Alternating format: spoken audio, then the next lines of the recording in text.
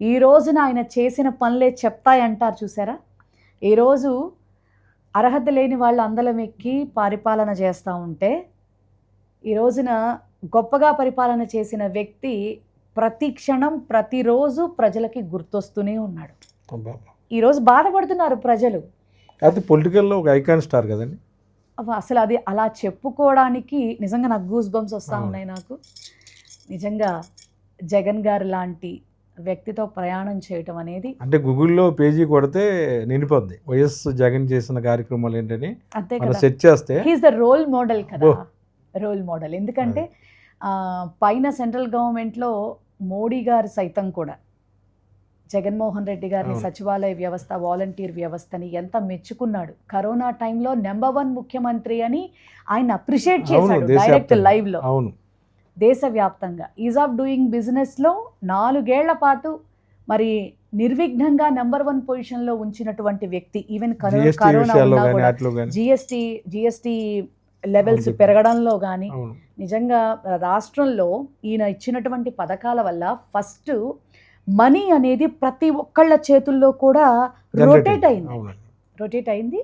ఆ విషయం ఈ రోజున వ్యాపారస్తులందరూ కూడా ఓపెన్గా చెప్తున్నారు. అంటే ఉండవల్లి అరుణ్ కుమార్ లాంటి వ్యక్తులు కూడాను కరోనాలో ఎంతమంది బతికారంటే కేవలం జగన్ గారి వల్లే బతికి బట్టకట్టారని చెప్పాడు కదా. మరి వాస్తవం కదా, వాస్తవం. అట్లాగే ఒక బీజేపీ నేత గారు కూడా పోలవరం గురించి ఏం చెప్పారండి? అసలు పోలవరం గురించి మాట్లాడే అర్హత చంద్రబాబు నాయుడికి లేదు.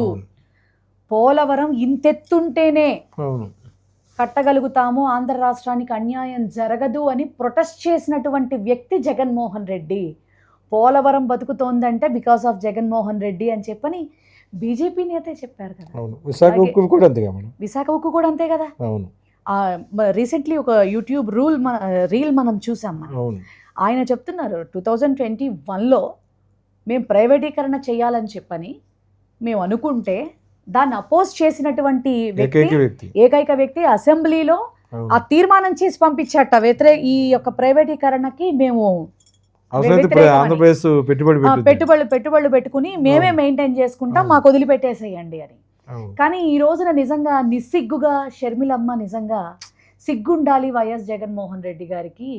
మరి ఆ రోజున అదేంటి మరి ప్రైవేటీకరణ చేస్తున్నామన్నప్పుడు గుడ్డి గుర్రాలకు పళ్ళు తోముతున్నారా అని సిగ్గు లేకుండా మరి నిస్సిగ్గుగా మాట్లాడుతూ ఉన్నారు. నిజంగా చాలా బాధాకరం. అంటే సొంత సిస్టరు జగన్ గారి గురించి అలా మాట్లాడితే కొన్ని వేల మంది, లక్షల మంది, కోట్ల మంది మీలాంటి అభిమానులందరికీ ఎలా అనిపిస్తుంది? కడుపు రగిలిపోతుంది. అఫ్కోర్స్ అండి, ఏ ఇంట్లో ఇప్పుడు ఫస్ట్ మనం మనుషులం అందరం కూడా. అవునండి. రాజకీయం ఇదంతా పక్కన పెట్టండి, ఫస్ట్ మనుషులం. ఒక తండ్రి కడుపును పుట్టిన బిడ్డలుగా అఫ్కోర్స్ మీరేం అతీతులు కాదు. అవునండి, రక్త సంబంధం. సో ఏదో చిన్న మనస్పర్ధ వచ్చింది, అది నువ్వు ఎక్కడ తేల్చుకోవాలి? 4 గోడల మధ్య ఇంట్లో తేల్చుకోవాలి. దమ్ముంటే అక్కడ తేల్చుకో, పెద్దల్ని కూర్చోపెట్టుకో, మాట్లాడుకో, తేల్చుకో, బయటకి హుందాతనంగా ఉండు. తెలంగాణలో ఏం చేయలేకపోయావు, అక్కడికి వెళ్ళి ఆడపిల్ల అంటే ఆడపిల్ల ఈడపిల్ల కాదు అనుకుంటూ ఏదో సూక్తి ముక్తావళి చెప్పారు. అక్కడ ఓవరాల్గా పార్టీని మూట కట్టేసేసి, పార్టీ కోసం కష్టపడిన వాళ్ళందరినీ చతికిల పెట్టేసేసి, ఆ లేడీ పేరు కూడా నాకు గుర్తు రావట్లేదు, ఆ టైంలో మెన్షన్ చేసి మాట్లాడాను నేను. తను కూడా షర్మిలకి జగన్మోహన్ రెడ్డి గారికి నక్కకి నాగలోకానికి ఉన్నంత తేడా ఉంది. ఆంధ్ర రాష్ట్ర ప్రజలు దయచేసి షర్మిలమ్మ మాటలు నమ్మద్దు అని స్టేట్మెంట్ ఇచ్చింది ఆవిడ.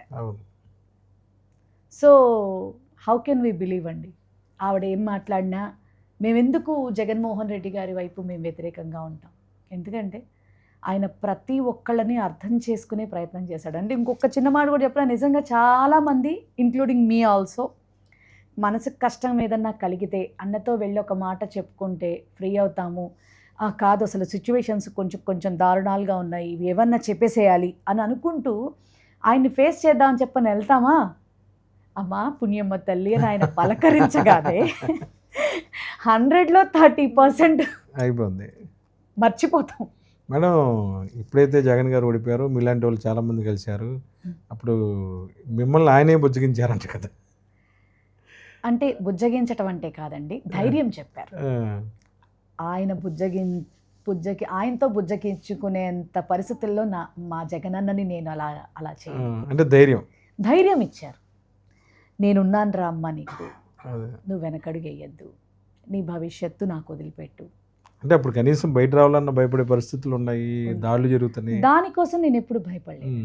కొన్ని పార్టీలో జరిగినటువంటి కొంత ఇన్నర్లీ జరిగినటువంటి కొన్ని సందర్భాలు, అంశాలు వాటిని బట్టి ఇట్లాగే కంటిన్యూ అయితే ఎట్లా అనేటటువంటి ఒక దాన్ని కట్ ఆఫ్ చేసుకొని ఖచ్చితంగా పార్టీని బలోపేతం చేసుకుంటూ ముందుకు తీసుకువెళ్ళాల్సినటువంటి బాధ్యత మాకు కూడా ఉంది. కాబట్టి అది ఒకసారి ఆయన దృష్టిలో పెట్టి ఒక అడుగు ఫ్రీగా ఇక ప్రశాంతంగా అడుగు ముందుకు వేయాలి అనేటటువంటి ఆ నేపథ్యంలో వెళ్ళి వారిని కలవటం జరిగింది. ఆయన కూడా వెన్నుతట్టి చాలా ప్రోత్సహించడం జరిగింది. అంతే తప్ప ఆయనతో ఎప్పుడైనా భయం కలిగిందా మేడం ఈ 14 నెలల్లో పార్టీ పరిస్థితి చూసి ఎప్పుడైనా భయం కలిగింది? బాధేసిందండి, భయం కలగలేదు.